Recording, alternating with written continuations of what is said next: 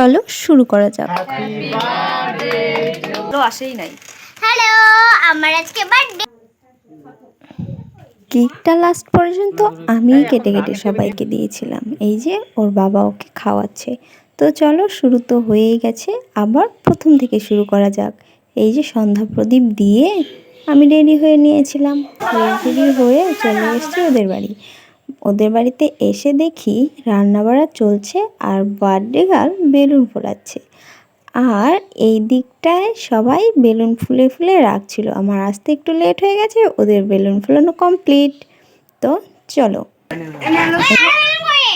নিরোধ হচ্ছে বেলুন ফুলাচ্ছে ওর দাদা আর রিয়া বেলুন ফুলাচ্ছে। দেখো গাইস, এতগুলা বেলুন বাবলু হচ্ছে আমার সাথে যে মেয়েটা ভিডিওতে একটু একটু দেখতে পাও, আমার ব্লগ হচ্ছে আমার ভাগ্নি।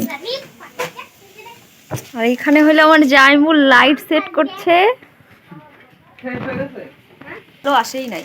হ্যালো, আমার আজকে বার্থডে, আমি আজকে সাজবো। হয়ে গেল। তো চলো দেখতে থাকো, পরে আবার এইদিকে আমি ওকে আলতা পরিয়ে দিচ্ছিলাম আর ওর জ্যাঠাতো ভাইয়ের সাথে একটু কথা বলছিলাম। তো তোমরা একটু শোনো ও কি বলছে। না, আজকে আমার বার্থডে। কালকে তোমার বার্থডে আশ্বিন মাসে। দিদা মামা কখন? তোমার বার্থডে অনেক দিন পর, ঠিক আছে? মামা এক বছর পর। হ্যাঁ, কে আলতা পরিয়ে দিয়ে এসে বাইরে এসে দাঁড়িয়েছিলাম, দেখি অনেক সুন্দর চাঁদ উঠেছে। তো বাইরে থেকে দেখলাম এই যে শাড়ি দিয়ে বারান্দাটাকে কভার করে দিয়েছে, হাওয়া এসছিল। এদিকে রান্না বাড়া করছে আর এইদিকে এই যে আমি পায়েসটা একটু নেড়ে চেড়ে দেখছি।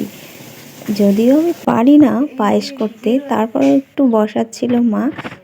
সবাই মিলে বসে গল্প করছিলাম। বার্থডে গার্লের মামা তখনও এসে পৌঁছাতে পারেনি, তার জন্য বসেছিলাম। তারপর চলে এসেছিল এই যে কেকটা রেখে মোমবাতিটাকে জ্বালিয়ে দেওয়ার জন্য বের করে রাখছিলাম, সুন্দর করে সাজিয়ে গুছিয়ে রেখে।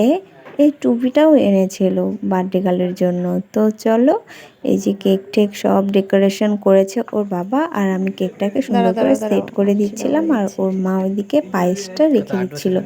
তো 8 বছর চলছে ওর, 8 বছরের মোমবাতি এনেছিল আর আমি ওটাই সুন্দর করে বসিয়ে দিয়েছিলাম। আর ওর মামা তখনও মানে একটু আগে আসলো ওদের বাড়িতে, তারপর বার্থডে কেক কাটা শুরু হলো। এই যে সব কিছু সুন্দরভাবে ডেকোরেশন করে দিচ্ছে ওর মা। আর এই যে ওর বাবা ও এই সাইডে একটা ভাস্তি হয়, এই ওইদিকে ওর দিদি দাঁড়িয়ে আছে আর এখন কেক কাটা হবে। তো চলো দেখতে থাকো। ওর মামা ওকে বলছিল কেক কাটা হবে এখন, তো কাটো।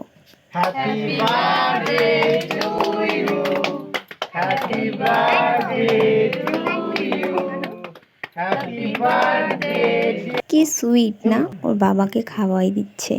তো চলো ওর বাবাকে খাওয়াই দিয়ে সবাইকে কেক কেটে কেটে নিজেই কেটে কেটে সবাইকে খাইয়ে দিয়েছিল। আর এই যে সুইটস, ওর বাবাকেও একটু কেট লাগাই দিল ওর। এই যে ওর মামাকে খাওয়াই দিল, সবাইকে কেটে কেটে সবাইকে খাইয়ে দিয়েছে। তারপর হাতে যে কেকটা লেগেছিল ওইটা চেটে চেটে খাচ্ছিল। ঠাকুমাকে আশীর্বাদ করলো, দিদুন আশীর্বাদ করলো।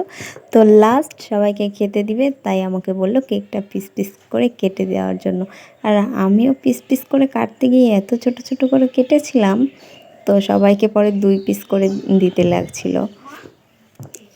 কেক টেক কেটে নিয়ে তারপর খাওয়া দাওয়া সেরে, তার মধ্যে আর মানে ভিডিও করতে পারিনি। খাওয়া দাওয়ার পর এই কেকটুকু নিয়ে খেয়ে আমার যা প্রবলেম হচ্ছিল, সে প্রবলেম হচ্ছিল। এই যে চলে এসেছি বাড়িতে, ফ্রেশ হয়ে নিয়ে ঘুমিয়ে পড়েছি। এই যে তার পরের দিন সকালবেলা ওকে যে ক্যাডবেরি দিয়েছিল সবাই, তো ওগুলাই আমাকে 3 পিস এনে দিয়েছিল।